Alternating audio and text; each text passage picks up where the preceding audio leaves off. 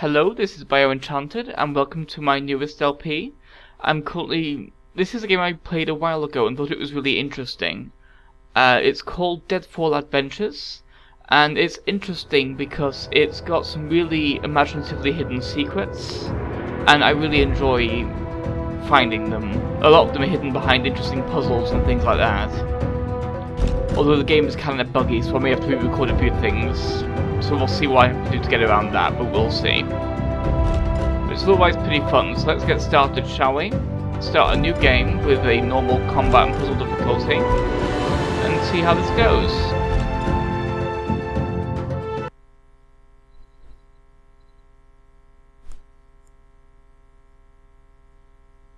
Dear reader, let me start by offering my apologies for my blunt way of writing. I can but say in excuse of it that I am more accustomed to handle a rifle than a pen. I am no stranger to exaggeration, yet however unlikely the tale I'm about to tell might seem to you, it is how I remember it. For I've learned the hard way that all things live forever.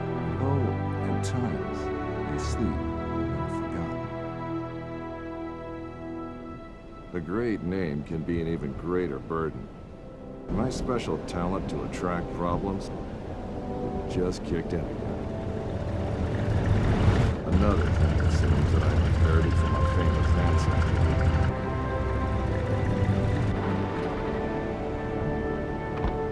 We sure picked a lovely day to meet your ex-colleague.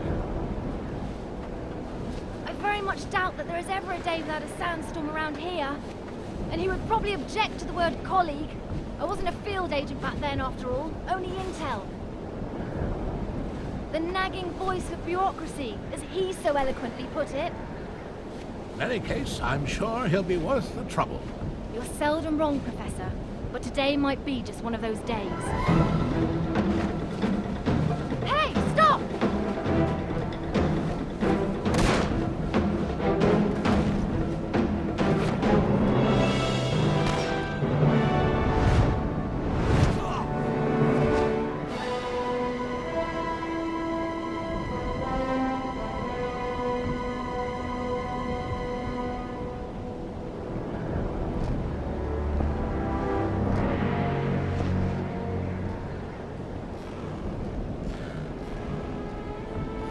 You should pick your drivers more carefully around these parts.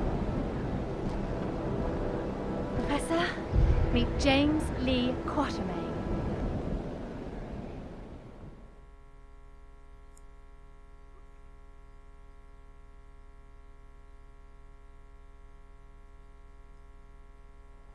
So many books.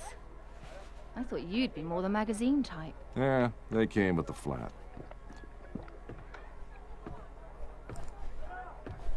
Since you've come all this way to find me, I guess you don't just want my great-grandfather's compass for your personal collection.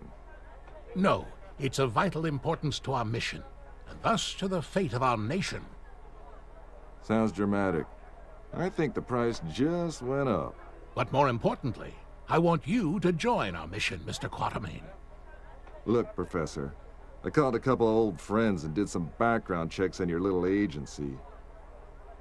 I'm not really interested in that mythical nonsense you guys investigate. So I'm afraid I'd have to... I've done some checking of my own, Mr. Quatermain. On you. A gambler as notorious as yourself could use some extra cash. And Agent Goodwin could use someone with experience out there to watch our back.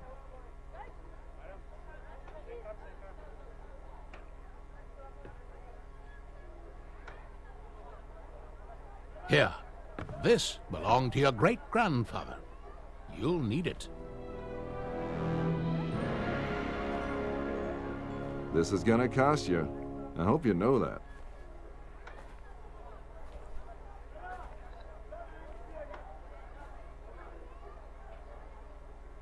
Oh, what the hell. Just let me finish my breakfast.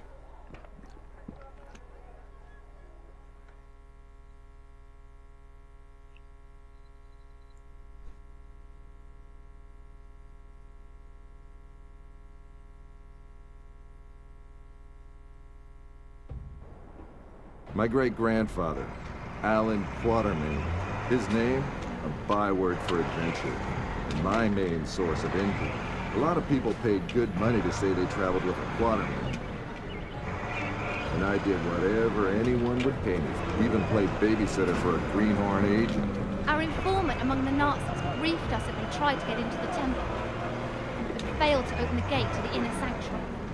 They left, but we're sure they will return. Where they failed, we have to succeed. Just remember the deal. I get you in, I get you out. And that's my role done. You get your artifact. Whatever else I find, I get to keep. Spoken like a true hero. Spoken like someone who's worked for Uncle Sam before. He considered all this to be a trap. Our informant's been leaking viable data to us under the alias of Shepherd for months now. We can trust him. Sure, if you say so. We have to be careful. You remember my driver? The Arab who tried to steal my bag? He was part of a tribe of thieves who believe Egypt's cultural heritage is theirs to plunder. When clearly, we all know that's Uncle Sam's job.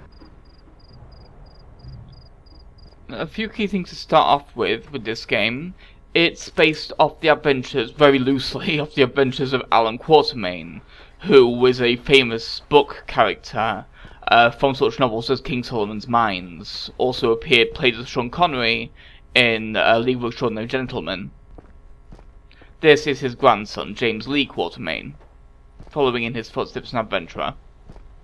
So this is where the first of the compass, as you may have seen, it spins wildly unless you get close to a treasure, at which point it points towards the treasure, and then the tip of the compass turns the colour that the treasure represents. So silver, which is all we'll be seeing in this level, are for the path of life. They are for increasing our health and stamina and just general survivability.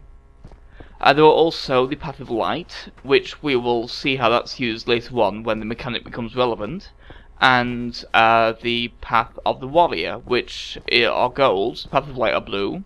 The path of the warrior are golden figures that allow you to do better with your guns and things. This is the first mildly hidden one. Sometimes you have to move stuff or open things. This first level, because it's a tutorial, the treasures are hidden in really basic places, but as we're level 2 and onwards, it starts to get much trickier. You have to kind of start working out what the game wants you to do, and I quite like that. I will of course be endeavouring to get every single one of these artifacts, although you don't have to upgrade all the things, because that's what they are used for, is upgrading. I will be attempting to get all of them just to show off all the puzzles. This is a treasure map. It shows you all the treasures you've seen. The problem is, it's based off the lighting, so if you're in a dark area you just can't read the map very well. It'll just be black. But as you can see, there's red X's, which are the treasures, and the ones with the little circles around them mean we've collected those treasures. So if we work out the sound of that. what we've already got, we can work out that the next one is just ahead of us to our left.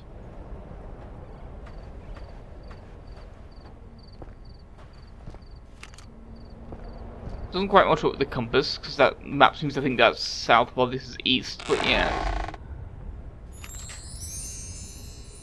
Again, these are really basic treasures. They get much more interesting later on. And by later on, I mean like next level has some interesting ones that actually took me a bit of time to work out how to get. I had to, because a lot of it is like working out how to interact. And here is the first of our combat. The combat in this game's alright. It's a little bit loose, and the gunplay is a little bit wonky at times, but you get a good variety of weapons to use, and it's fairly satisfying and not overly difficult yet. It gets tricky later, but for now it's fairly basic. Again, this is the tutorial level. It's only like 8 minutes long, so.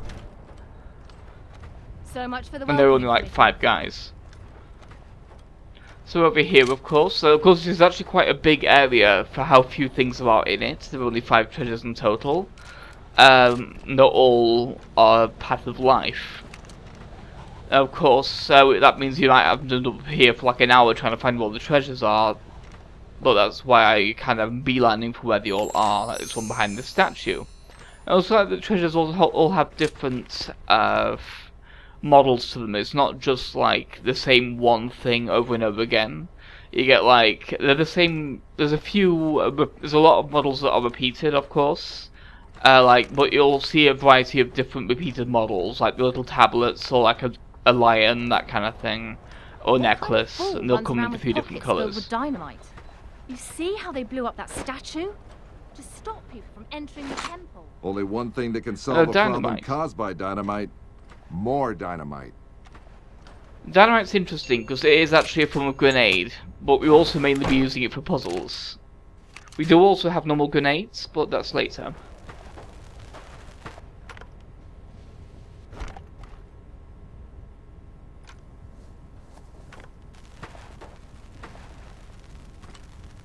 You think that's a good idea?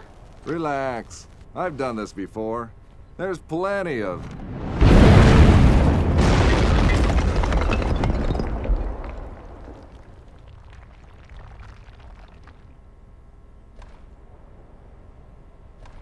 time. Comfortable there, Quatermain?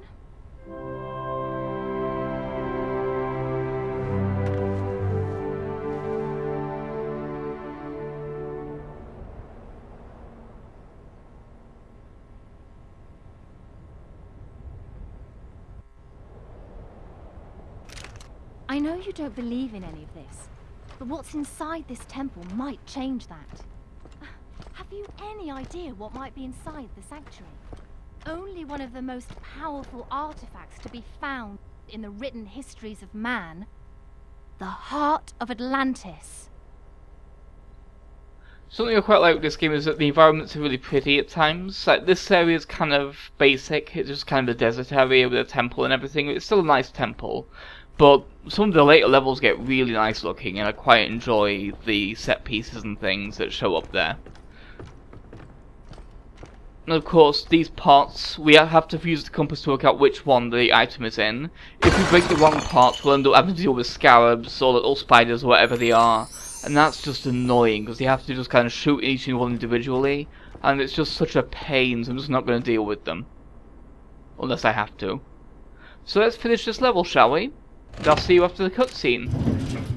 On the next episode. Goodbye.